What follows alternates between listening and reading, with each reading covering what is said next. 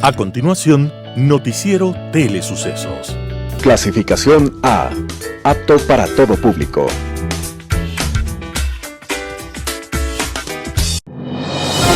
Inicie el día bien informado. El mejor noticiero de la mañana informando para usted. Noticiero Telesucesos. Primera parte del noticiero Telesucesos con las noticias más importantes del día. Estimados televidentes, bienvenidos a una emisión más de su noticiero Telesucesos. Un día como hoy. En una de las batallas decisivas por la libertad de América, se enfrentaron en el campo de batalla 5.000 españoles del ejército realista y un número similar de patriotas de distintos batallones. Y allí estaban el batallón de Apure y el británico, el escuadrón sagrado, y también estaban los batallones de rifles, granaderos y vencedores. El terreno del combate estaba a 20 kilómetros de Valencia, en Venezuela, y era planicie interrumpida por algunas colinas. El ejército que primero tomara aquellas pequeñas alturas debería ser el triunfador. Pero al frente de todas las tropas revolucionarias estaba el libertador Simón Bolívar, y en forma brillante decidió el ataque por un corredor estrecho que causó sorpresa y desorden en las fuerzas enemigas. La batalla fue dolorosamente cruenta, pero el resultado fue definitivo. Así culminó una etapa más en la gesta por la libertad de América. Fue la batalla de Carabobo, un día como hoy, 24 de junio de 1821, para sellar la independencia de la hermana y grande y noble Venezuela. Inicie el día bien informado. Titulares. Pedido de juicio político contra el defensor del pueblo ingresó a la Asamblea. Mayo del 2021 registró la tasa más alta de desempleo. En agosto se rendirá el nuevo examen Transformar. Ministerio de Telecomunicaciones dota de conectividad a Internet a 54 comunidades de 9 provincias. Galápagos sin nuevos casos ni muertes por COVID-19. Trabajos en 2 taludes en la autopista General Rumiñahui concluirán en septiembre. En tributación de hoy hablaremos de agentes de retención. Segmento de opinión, mi diálogo con el presidente. En política internacional, milonga de fracasado. Los editoriales serán de Hernán Pérez Luz, como gallinazos. José Hernández, 28 días. Lazo fluye en la presidencia. Oscar Vela, más Ecuador. Y Patricio Aro, Perú libre. Noticias del día, con Carla Sánchez. Pedido de juicio político contra el defensor del pueblo ingresó a la Asamblea.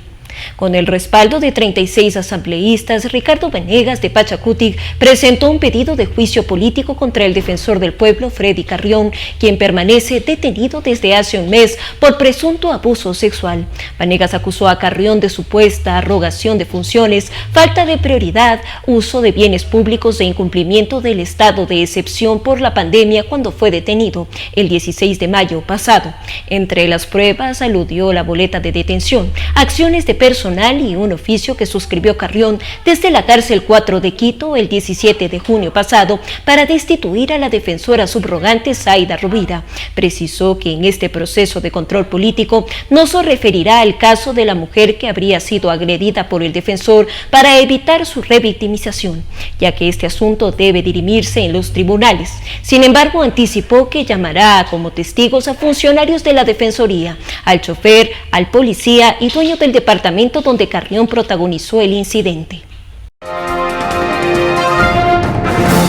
Mayo del 2021 registró la tasa más alta de desempleo. El desempleo se ubicó en mayo del 2021 en 6,3%, la cifra más alta desde enero pasado, cuando fue del 5,7%. Las cifras son parte del reporte mensual sobre mercado laboral del Instituto Nacional de Estadística y Censos, INEC. Unas 532,000 personas que se encontraban sin empleo en mayo de 2021 es la primera vez que el INEC publica los indicadores del mercado laboral del mes de mayo, pues hasta el año pasado las encuestas laborales eran trimestrales. Para el sector productivo, el deterioro puede tener que ver con un confinamiento de 5 semanas que se vivió entre abril y mayo del año pasado y de este año. Pablo Zambrano, presidente de la Cámara de Industrias de Producción CIP, señaló estas medidas de restricción que afectaron particularmente a los negocios pequeños y medianos. El empleo adecuado o formal, es decir, donde los trabajadores ganan salario mínimo o más, el laboral de unas 40 horas horas a la semana o más también se deterioró. Pasó del 34% en enero de este año al 31,5% el mes pasado. En agosto se rendirá el nuevo examen Transformar. La segunda semana de agosto de 2021, los interesados en acceder a cupos en universidades e institutos rendirán el examen Transformar y durante septiembre podrán postular en estas plazas. También será el periodo de asignación y aceptación de las mismas. Así lo confirmó Alejandro Rivadeneira, quien dirige la Secretaría de Educación Superior CENESID. Además, recordó que conjuntamente con esa prueba estará disponible un test de orientación vocacional que les ayudará a conocer cuáles son sus fortalezas, capacidades y aptitudes para elegir una carrera. En este segundo semestre del año, el resultado o nota del examen Transformar corresponderá al 50% del porcentaje total para acceder a cupos. El otro 50% dependerá del récord académico de la secundaria. Próximamente CENESID liberará un banco de preguntas para que los chicos puedan practicar. El examen otra vez será en línea y quienes no cuenten con una colectividad adoptarán y tendrán que acudir a instituciones de educación superior para rendirlo. Ministerio de Telecomunicaciones dota conectividad de Internet a 54 comunidades de 9 provincias. El gobierno ecuatoriano y la empresa privada han invertido en menos de un mes cerca de 11 millones de dólares para conectar a través de Internet a 54 comunidades de 9 provincias dentro de un plan de conectividad para zonas históricamente rezagadas del servicio. Es uno de los mecanismos del gobierno que inició el pasado 24 de mayo para reducir las brechas de desigualdad, indicó el Ministerio de Telecomunicaciones y Sociedad de la Información en un comunicado. Desde la ciudad de Nueva Loja a la provincia de Sucumbíos se habilitaron de forma simultánea 14 nuevos puntos de Internet que se sumaron a los 40 ya optimizados por la administración.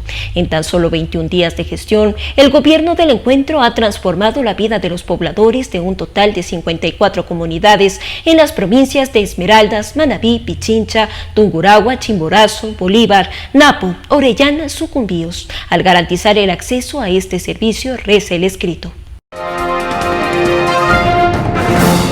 Galápagos sin nuevos casos ni muertes por COVID-19. El informe epidemiológico de Galápagos detalla que la semana del 13 al 19 de junio de 2021 no se registró ningún contagio por COVID-19. Además, esto se suma a un registro de 0 muertes. Según el vacunómetro del Ministerio de Salud, en Galápagos el 78,8% de la población ha sido inmunizada con 2 dosis, mientras que el 96,42% ha recibido primera dosis. Galápagos se convirtió en la primera provincia del país en concluir la fase 1 que contemplaba vacunar a adultos mayores, personas de sanitario, personas vulnerables y personal estratégico. Al momento se suman 2.196 casos confirmados por COVID-19 y 25 muertes en lo que va de la pandemia desde marzo de 2020. Actualmente no hay hospitalizados por contagios. Trabajos en 2 latudes de la autopista General Rumiñahui concluirán en septiembre. Los técnicos del gobierno de Pichincha monitorean de forma permanente los trabajos que se realizan en los latudes de la autopista General Rumiñahui en el sentido Los Chillos-Quito, entre el Parque Cuscungo y los barrios Jardín del Valle y Alma Lojana, oriente de la capital. Andrés Sandoval, coordinador de esa vía que administra por la prefectura, manifestó que busca estabilizar los latudes que se debilitaron por las fuertes lluvias de los últimos días. Se prevé que las obras finalicen en septiembre del presente año con una inversión de $200.000 con una empresa especializada en este tipo de labores. Tras realizar un estudio, los técnicos de la prefectura determinaron que esos puntos son los más críticos. Se ha solicitado la asesoría de la Agencia Metropolitana de Tránsito para gestionar la movilidad, ya que un carril debe ser cerrado en un pequeño tramo por los trabajos que se despliegan allí. Por eso se establecieron horarios para la ejecución de las obras, de lunes a jueves entre las 9 a 16 horas, viernes de 9 a 15 horas, sábado y domingo desde las 8 hasta las 18 horas. El objetivo es causar una afectación menor a los usuarios que transitan en la autopista. Lo más importante es que tuvimos una buena acogida de la ciudadanía, agregó. El funcionario destacó que solo faltan detalles para terminar los trabajos en el talud ubicado a 20 metros del intercambiador del Trébol. Al momento se fortalecen las obras colocando cemento en la terraza. Además, la malla cobertora ya fue instalada en un 100%. Esta permite que no se produzcan más deslizamientos de tierra. Tributación de hoy, con Cristina Trujillo. Soy Cristina Trujillo de su programa Tributación de hoy en su noticiero de Telesucesos. Vamos a hablar el día de hoy de un tema muy importante que me ha pedido muchísimo las personas relacionadas con las actividades empresariales, tanto como personas naturales como sociedades. Hablar sobre los agentes de retención de impuestos, tanto en el tema del IVA como del impuesto a la renta. ¿Qué son los agentes de retención? Bueno, los agentes de retención son aquellas personas naturales o sociedades que tenemos una responsabilidad, yo digo, extremadamente delicada, designada por la ley tributaria para recaudar fondos públicos en nombre del Estado ecuatoriano. Sí, tenemos una gran reforma tributaria que viene dada por la Ley de Simplicidad y Progresividad Tributaria, una ley que sale en el año 2019, una normativa que se comienza a aplicar a partir del 2020, una normativa que incluso trae también un reglamento y que cambia puntos muy importantes de nuestra ley de régimen tributario interno, solo para hacer un poquito de memoria, como por ejemplo el tema de las microempresas, pero también un punto importantísimo, como es el tema de los agentes de retención. Cuando hablábamos de agentes de retención del impuesto a la renta, por mucho tiempo, siempre teníamos la figura de que un agente de retención era como de manera exclusiva esa persona natural obligada a llevar contabilidad y las sociedades que por ende llevaban contabilidad. Hoy por hoy la reforma establece un punto fundamental, que es la designación de agentes de retención por parte del Servicio de Rentas Internas. Esto es súper importante, es un cambio fundamental. Y esta es una de las preguntas que me han hecho muchísimo. ¿Por qué es ahora el Servicio de Rentas Internas el que designa los agentes de retención, tanto en el IVA como en la renta? Adicionalmente, pues, los contribuyentes especiales, que siempre serán pues agentes de retención de IVA y de renta. Porque es una reforma legal, porque esta ley orgánica de simplicidad y progresividad tributaria le da esta facultad legal a través de la ley para que sea el Servicio de Rentas Internas el que designe ahora a estos agentes de retención. ¿Por qué? Porque la responsabilidad de retener estos fondos públicos es una responsabilidad bastante importante y delicada. Cuando usted retiene estos porcentajes establecidos por resolución del SRI, estos valores, usted debe retener y debe entregarlos de acuerdo lógicamente a su 9º dígito del RUC, o su contribuyente especial hasta el 9º día, como establece pues la normativa actualizada. Usted no se puede quedar con esos valores. Las responsabilidades son extremadamente importantes y delicadas. El Servicio de Rentas Internas va a mirar perfiles positivos para designarle a usted un agente de retención. Esos perfiles están establecidos en el reglamento fiscal. Usted va a tener un perfil positivo y el fisco analizará estos perfiles, como por ejemplo que usted haya pagado a tiempo sus impuestos, que tenga una carga tributaria positiva y hablemos una carga adecuada dentro de su sector, que definitivamente no tenga operaciones soportadas con facturas de empresas fantasmas, inexistentes, operaciones inusuales, que no se haya quedado con estos impuestos retenidos, es decir, que tenga un buen comportamiento, que sea un contribuyente, como yo siempre digo en mis exposiciones o a mis clientes o mis alumnos, un comportamiento adecuado, un buen comportamiento. Este comportamiento positivo va a hacer que a usted le califiquen como agente de retención. Otro de los puntos importantes es que a veces confundimos que el hecho que a mí me designen o no me designen como agente de retención es porque algo, a lo mejor, no necesariamente puede estar pasando, sí. ¿Qué pasa, por ejemplo? Me decían, Cristina, he sido ya no designado como agente de retención, pues debe haber una resolución. Si en esa resolución usted va a estar designado o ya no va a estar designado.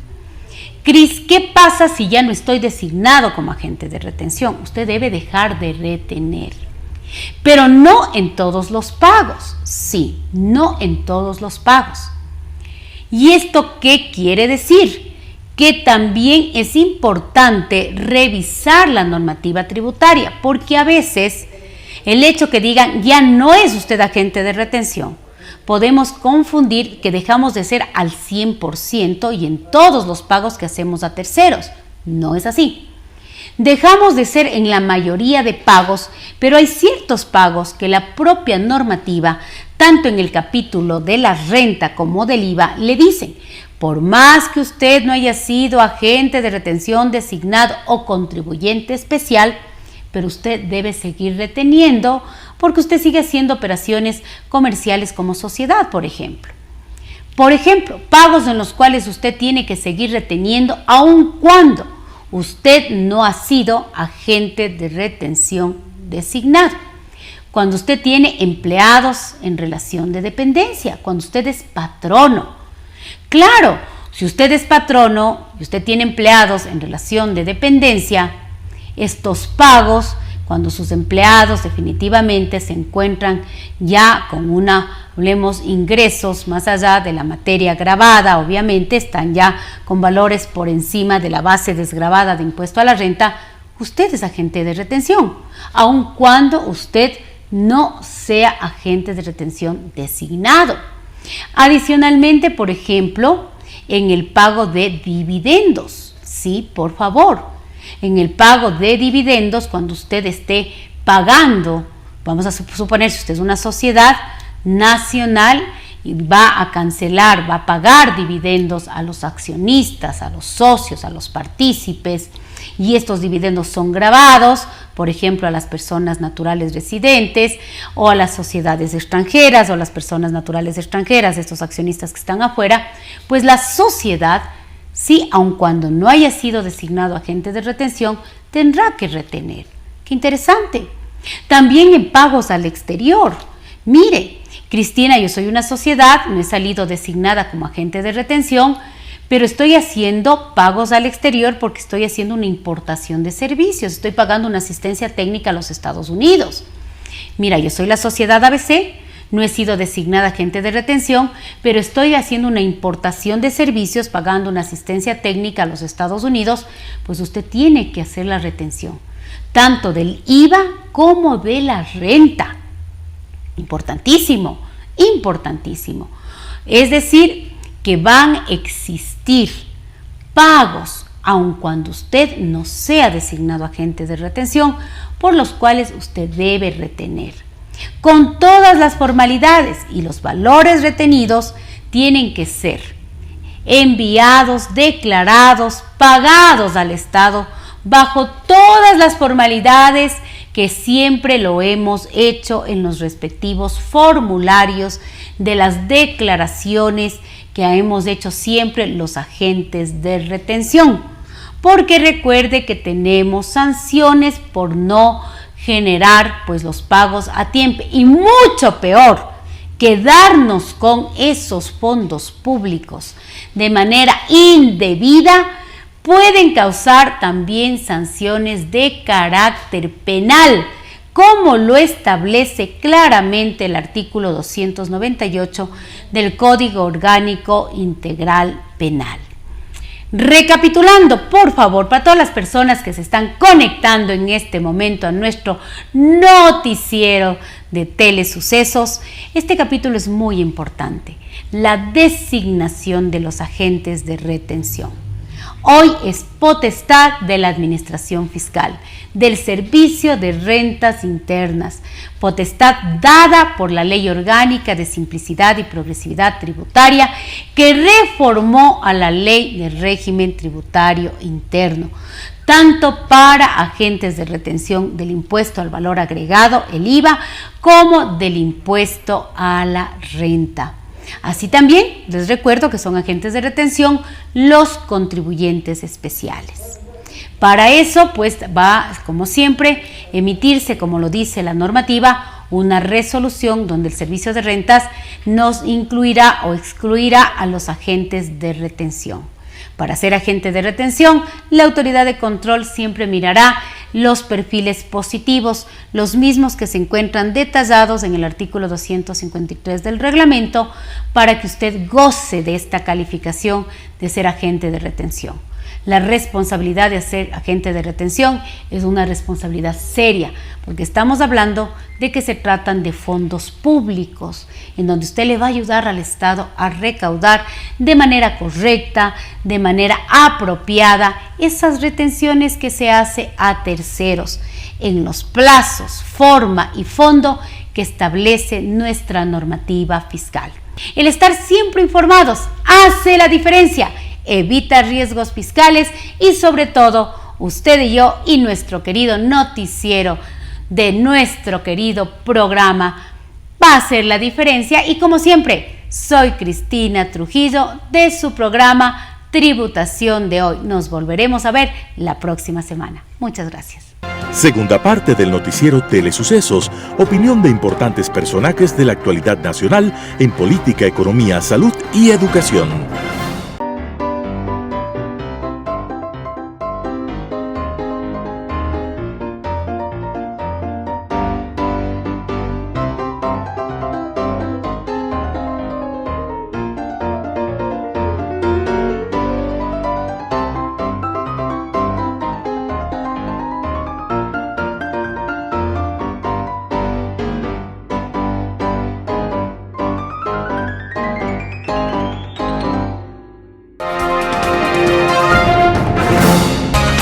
Poder Ciudadano, con el doctor Patricio Gijón.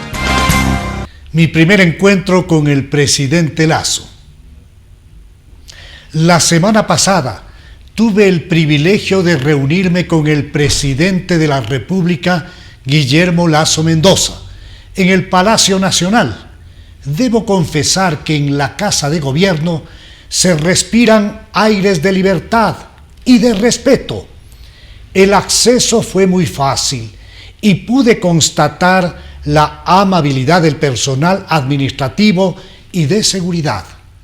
Una vez en el despacho del jefe del Estado, fue muy grato encontrar al ciudadano Guillermo Lasso de siempre, sin poses, sin artificios, sin nada rebuscado, con una verdadera sencillez y cordialidad. El presidente me hizo saber sobre los avances que ha logrado el plan masivo de vacunación, así como su certeza de que cumplirá con su promesa de inocular a 9 millones de ecuatorianos en los primeros 100 días de su gobierno, reiterando que no se trata únicamente de un plan de salud pública, sino de un verdadero programa de reactivación económica en el Ecuador. Con verdadera alegría, el presidente Lasso me comentó que ha concretado la adquisición de suficientes vacunas en el exterior, así como ha recibido confirmación de importantes donaciones de países amigos y principalmente de Estados Unidos de Norteamérica.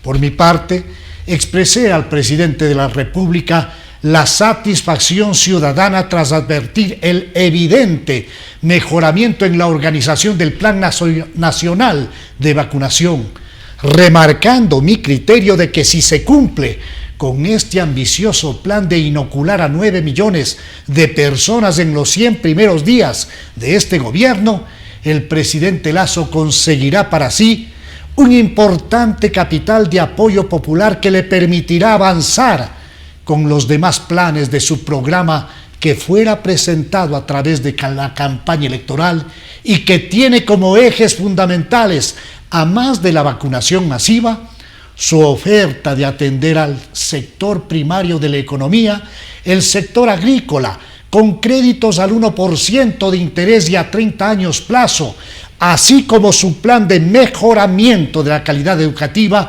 para pasar de una educación memorista a una educación del razonamiento crítico.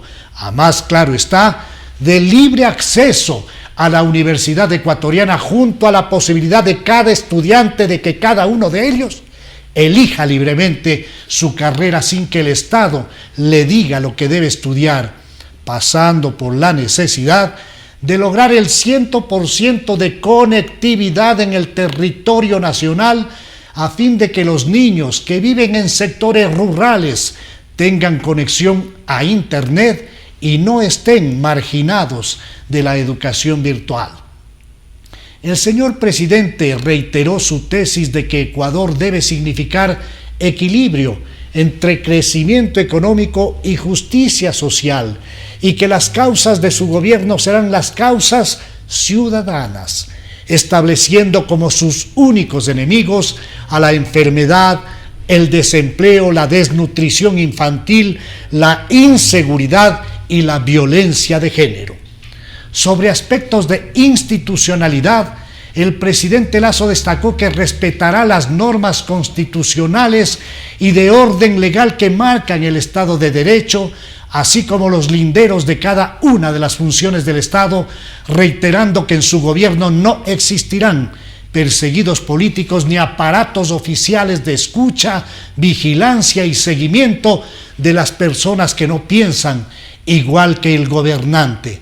Por mi parte, solicité expresamente al presidente estudie la viabilidad de plantear al país una consulta popular con miras al desmantelamiento de todo vestigio dictatorial ensamblado por el Correato, a fin de abrir amplias avenidas democráticas que permitan la solución de los múltiples y complejos problemas nacionales, pero naturalmente con sujeción a normas civilizadas sustentadas en una verdadera y efectiva participación ciudadana.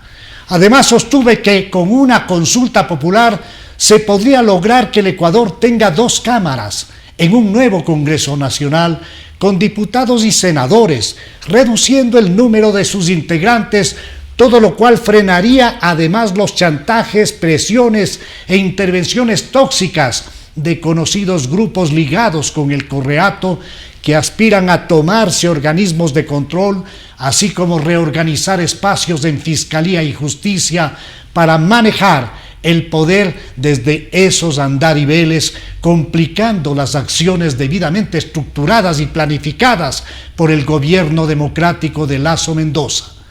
Como respuesta a mi planteamiento, el presidente me supo decir que no está descartada la posibilidad de acudir al uso de la herramienta constitucional de la consulta popular, hablando sobre el caso Perenco y de cómo las decisiones irresponsables que se adoptaron en el gobierno de Correa pasan multimillonarias facturas al Ecuador.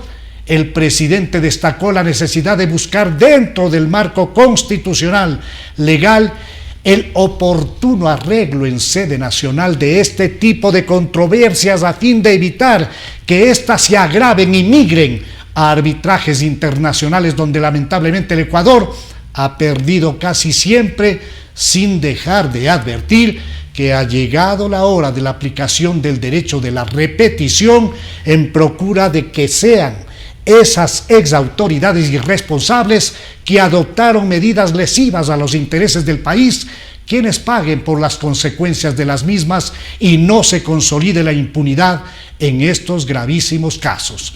Mi grato encuentro con el presidente Lasso concluyó con expresión de mis deseos sinceros de que la intervención quirúrgica a la que se someterá en Estados Unidos sea exitosa y podamos contar en el menor tiempo posible con el jefe del Estado en el Ecuador, a fin de que siga encarando la solución de una serie de graves problemas políticos, sociales y económicos en un Ecuador que pide a gritos salud, trabajo, educación, justicia, seguridad social, así como la posibilidad cierta de la construcción de una nueva sociedad más justa, más equitativa, más solidaria, más honesta.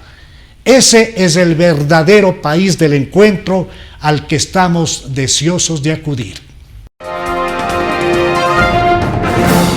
Global Hoy con Alan Carter. Se me hizo difícil creer una noticia parecida el 15 de junio pasado, en la que se informaba acerca de un homenaje que hacía la UNESCO a Ernesto Guevara al incluir textos suyos en el registro de la memoria del mundo en coincidencia con el 93 aniversario de su nacimiento. Desconozco cuáles serán los criterios que la institución tenga para incorporar o no algún texto a tan importante registro, pero se me viene a la mente que la incorporación a este y la rememoración de personajes que han destacado por sus actos criminales no debería ser objeto de homenajes por parte de una organización internacional cuyo fin, se supone, es la promoción de la educación, la ciencia y la cultura, que son categorías completamente ajenas y distantes de la trayectoria del personaje. En el homenaje se hace mención a un discurso ante las Naciones Unidas en que Guevara, en una muy poco convencional manera, hace referencia a la inserción de Cuba entre los países no alineados como promotora de la paz mundial.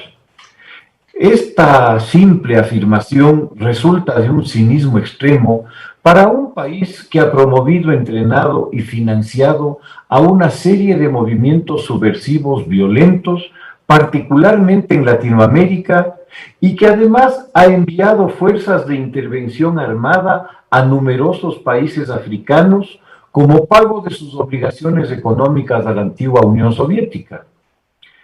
Lamentable resulta que la UNESCO no vaya un poco más allá en la investigación de los personajes que incorpora a su memoria y no haga referencia, por ejemplo, a las ufanas declaraciones del mismo personaje ante el mismo organismo internacional al resumir la política penal del gobierno castrista sobre la aplicación de la pena de muerte en Cuba.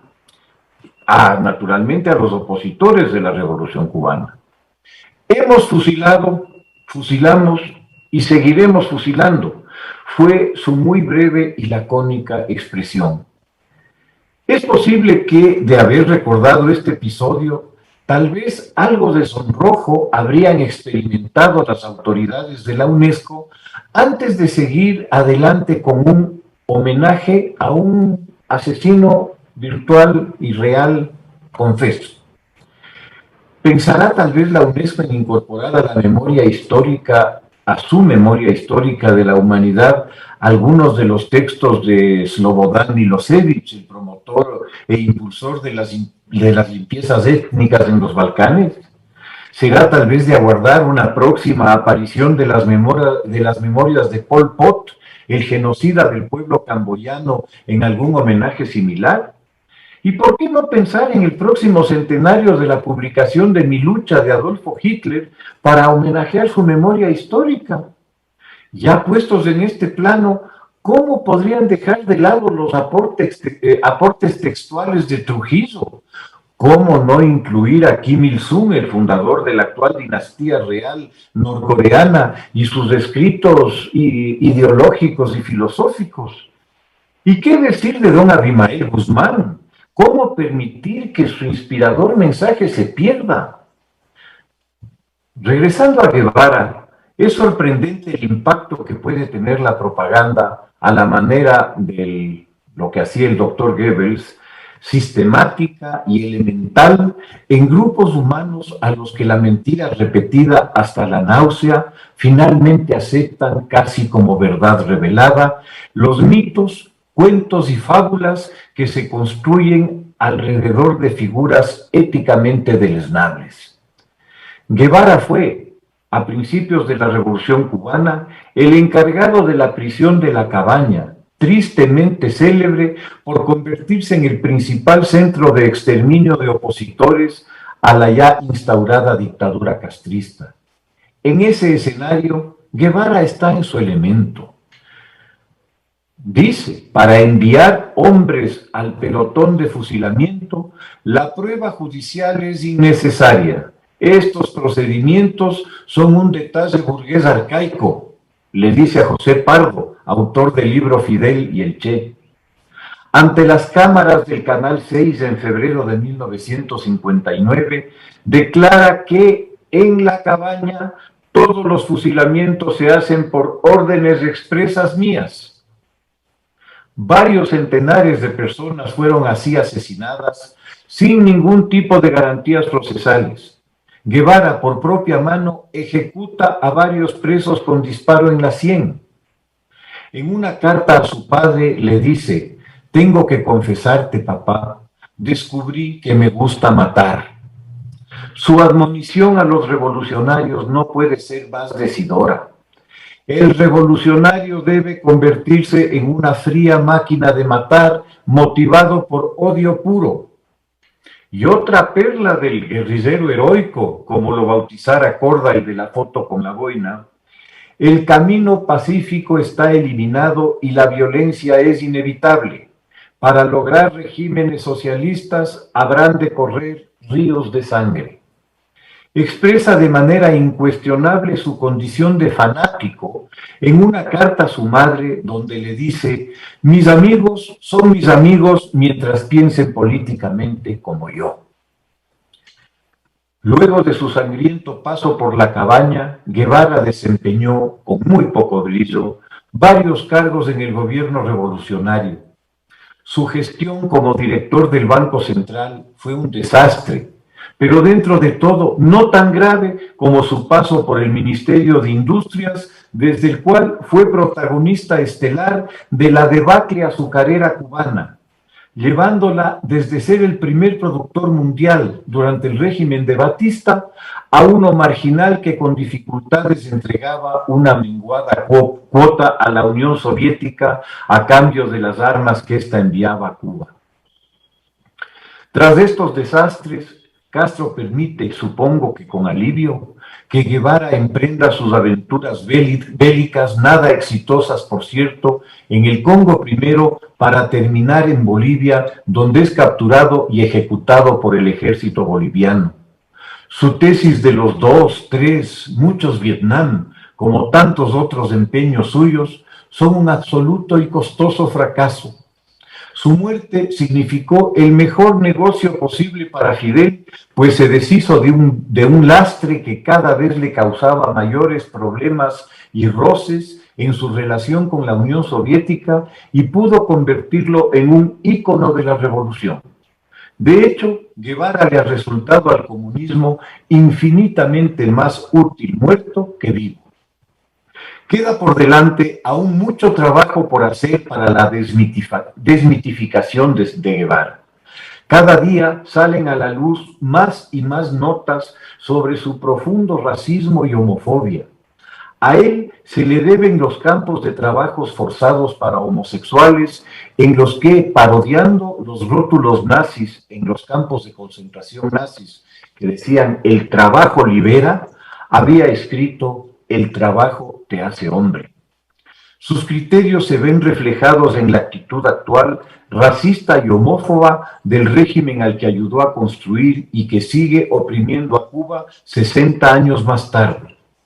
Ojalá la UNESCO no nos depare nuevas sorpresas en sus decisiones de a quién recordar. Su ámbito de educación, ciencia y cultura no puede estar al servicio de visiones admirativas de psicópatas. Lo único que de estas prácticas obtendrá será el repudio de países y personas con el compromiso hacia el respeto a la libertad, la democracia y los derechos humanos fundamentales. Muchas gracias. Editorial. Como gallinazos. El Contralor General del Estado está prófugo en Miami. Como se recordará, él fue reelegido por el Consejo de Participación, pues obtuvo la brillante calificación de 100 sobre 100 en el respectivo concurso. En su momento, este personaje se jactó de que las coimas las cobrara ya al contado, y no como otros miembros del gobierno de Correa a través de campañas en Panamá. Quien venía actuando en su reemplazo está detenido por una investigación criminal iniciada en los Estados Unidos por lavado de activos, y las oficinas de quien le sustituía a él fueron allanadas. Pero eso no es todo. El defensor del del Pueblo está detenido por un presunto delito sexual y despacha desde la cárcel, y a un miembro del Consejo de la Judicatura lo destituyeron gracias a una resolución administrativa del ministro del Trabajo del gobierno saliente, y a pesar de que el nuevo ministro revocó dicha resolución, el consejero sigue fuera de su función. Además, el Consejo de Participación, en violación a la alternancia del gobierno que generó y designó como presidente a una mujer, lo único que falta es que el Consejo de Participación nombre sin llamar a concurso público a un par de recomendados, quién sabe de quién, para que actúen como contralor interino y como defensor del pueblo, con lo cual ambos incurrirían en arrogación de funciones. ¿Cómo es posible que 3 órganos del rango constitucional estén prácticamente dirigidos al margen de la legalidad y la ética? ¿Cómo es posible que algunos de sus titulares estén prófugos o detenidos o destituidos por un ministro del Trabajo?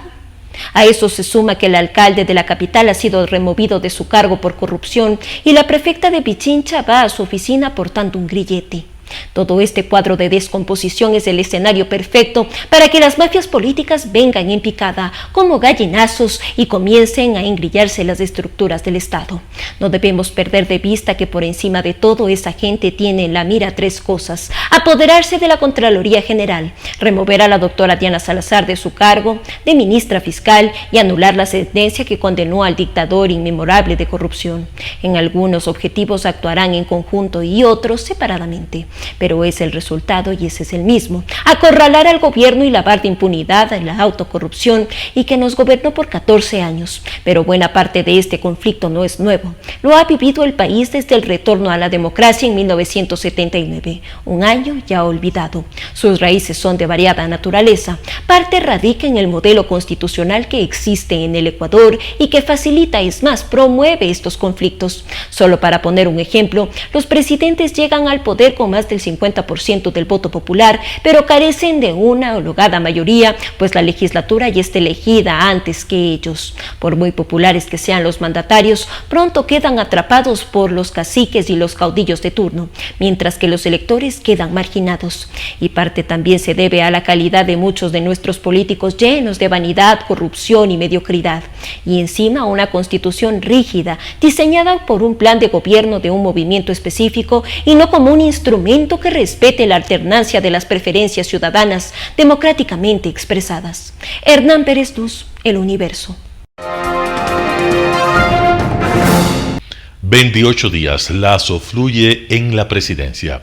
Guillermo Lasso está a punto de cumplir un mes en el poder, lapso en el que ha producido hechos, mensajes y señales que ayudan por ahora a perfilar más cómo es el estilo en el que ejercerá la presidencia de la República que las definiciones del programa de gobierno. En lo personal, se había anunciado un ritmo vertiginoso, pero lo que se ha visto se parece más a un viejo lema que el publicista Jacques Seguela tomó de Léon Blum y convirtió en el lema de la campaña de François Mitterrand: la fuerza tranquila. Lasso fluye en la presidencia, mientras sus ministros se instalan, anuncian ejes de trabajo sin que sea claro todavía las metas y los cronogramas que cumplirán. Lasso ha jugado políticamente el partido en solitario, y las cosas, si se juzga por algunos sondeos, le han salido a pedir de boca. Está bien evaluado por la opinión. Casi 8 de cada 10 ecuatorianos tienen una buena imagen suya. ¿Qué factores han incidido en esa buena relación entre el presidente y los ciudadanos? Número 1, frescura en el poder. Lasso está feliz en su trabajo y eso lo trasluce. El cambio es notorio cuando se compara con su antecesor, que contaba días y horas, eso decía, para irse de Carondelet. Hay un nuevo volumen político en la presidencia y se nota no solo en la actividad, sino en la actitud del primer mandatario. Lasso llena el vacío político que fue particularmente insufrible durante el último año de Lenín Moreno. Número 2. El factor de cercanía. Lejos de encerrarse en Carondelet, Lasso ha mantenido el contacto con los ciudadanos, ha seguido viajando, regresó al mercado de Iñaquito y ha estrechado su vinculación con las comunidades indígenas. Las ha visitado solo o con la presidenta de la Asamblea, Guadalupe Llori, y ha recibido 3 bastones de mando. Por lo que se sabe, Lasso ampliará esos canales de cercanía con la ciudadanía. Número 3. La comunicación directa. Lasso ha sido su propio vocero.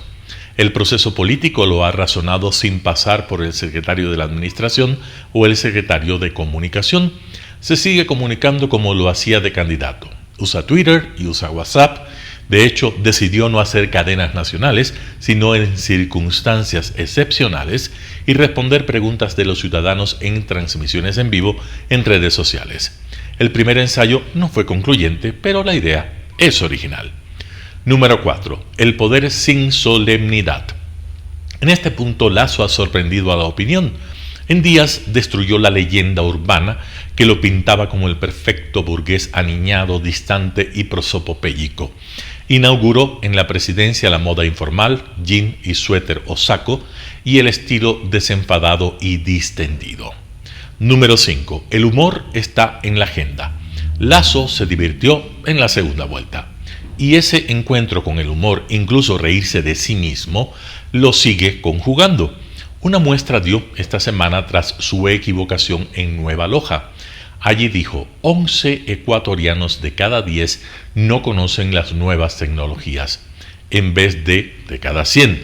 Al día siguiente admitió con humor su error en TikTok, dijo que se había divertido con los memes de los que fue objeto y agradeció a los ciudadanos que lo han escuchado y les pidió que lo sigan haciendo.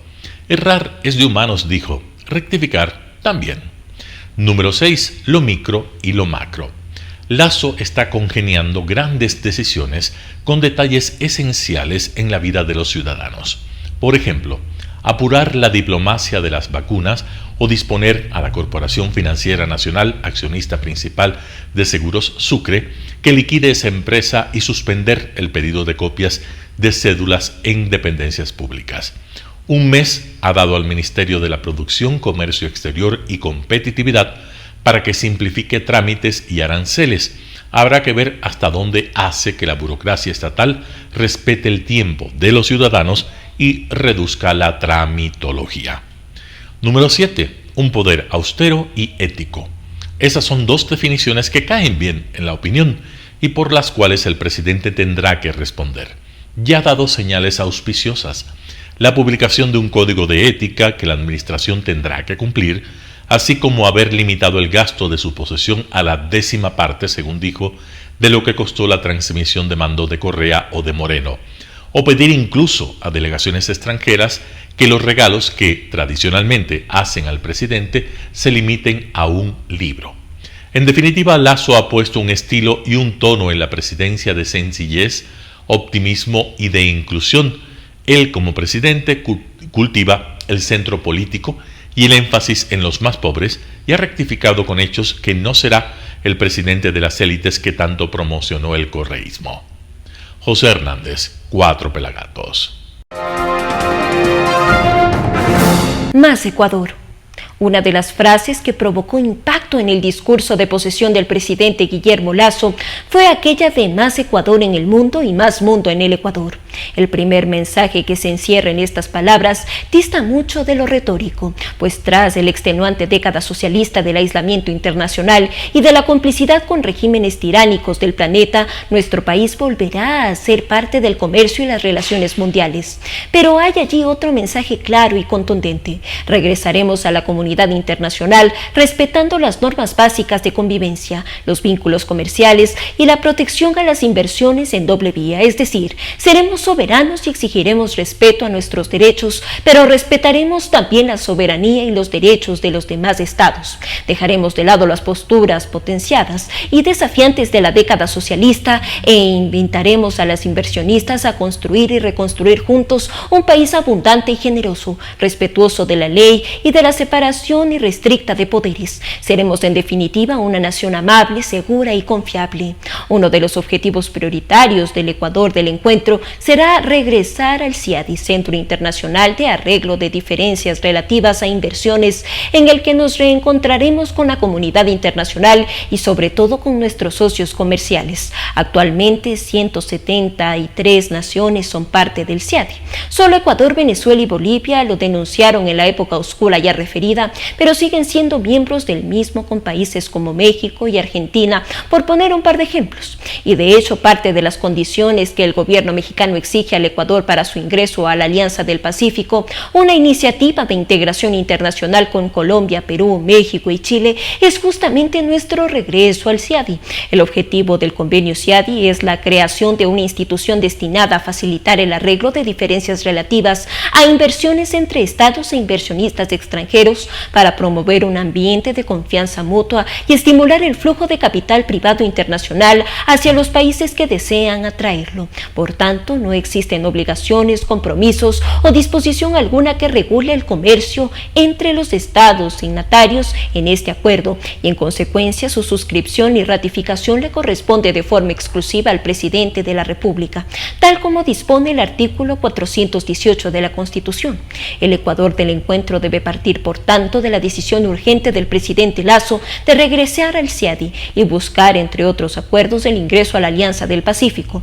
De este modo limpiaremos el nombre de nuestro país, tan manchado por las confusiones, expulsiones y arbitrariedades cometidas durante la década socialista, que además de marginarnos de la comunidad internacional, nos ha costado pérdidas millonarias por sentencias indemnizatorias derivadas de aquellos atropellos. Oscar Vela, El Comercio.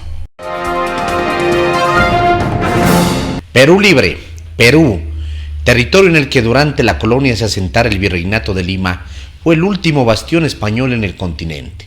Se convirtió en república presidencialista desde la proclamación de su independencia por el general José de San Martín el 28 de julio de 1821, consolidándose como tal luego de la batalla de Ayacucho, la que sellara la independencia definitiva del Perú y de América del Sur hasta 1829, con la elección presidencial de Agustín Gamarra.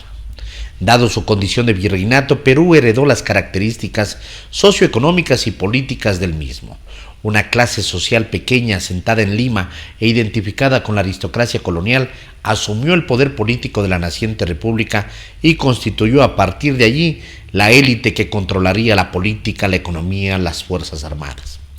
Esta élite descuidó a una inmensa clase pobre que también se asentó en Lima, conformando cinturones de miseria y a la que vive en los Andes y en la Amazonía.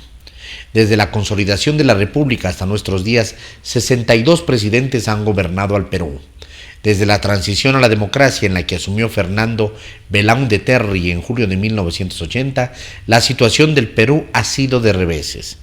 Alan García en su primera presidencia lo llevó a una crisis en todo orden. Fujimori, que hasta dio un autogolpe, la completó. García en su segundo mandato llevó al Perú a tener el mayor crecimiento económico de la región, lo que permitió algún bienestar. A partir de 2016 se inició esta etapa de inestabilidad. Como resultado, el Palacio de Pizarro ha recibido a 4 huéspedes. El próximo será, con toda seguridad, Pedro Castillo. Castillo, rondero y profesor rural, sin pertenecer a las élites, ha ganado las elecciones en las que los peruanos no tenían de dónde escoger y lo hicieron de las filas del partido político Perú Libre, creado en 2008, identificado como marxista-leninista mariateguista, miembro del Foro de Sao Paulo y posiblemente simpatizante de Sendero Luminoso.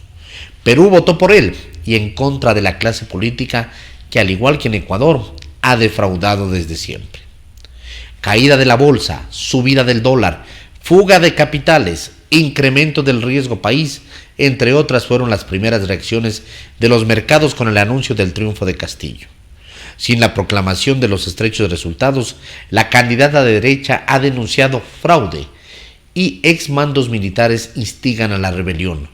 Último recurso de las élites, pues a decir de Steven Levitsky, politólogo de Harvard, la élite limeña está aterrorizada. Con el gobierno de Castillo, Ecuador, país vecino y amigo, podría tener algunos efectos en el corto plazo. La migración peruana llegaría, industrias, especialmente la minera y capitales, tratarán de refugiarse en el país.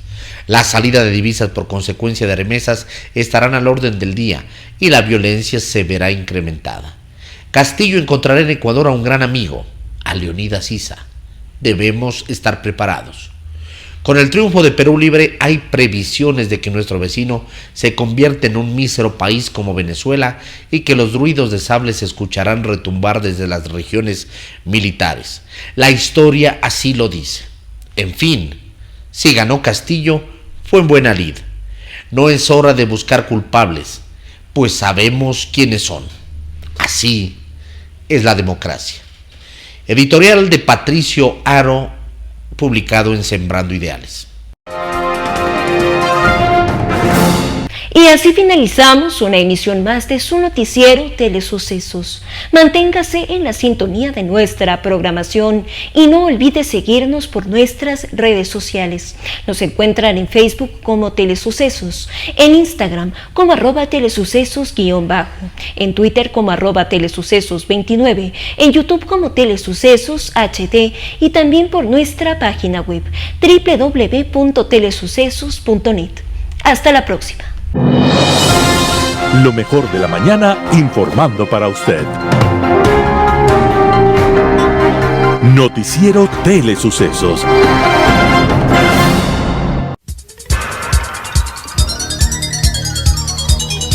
Las opiniones vertidas en este espacio por la producción y dirección del programa son de exclusiva responsabilidad de sus autores y de quienes intervienen en ellos.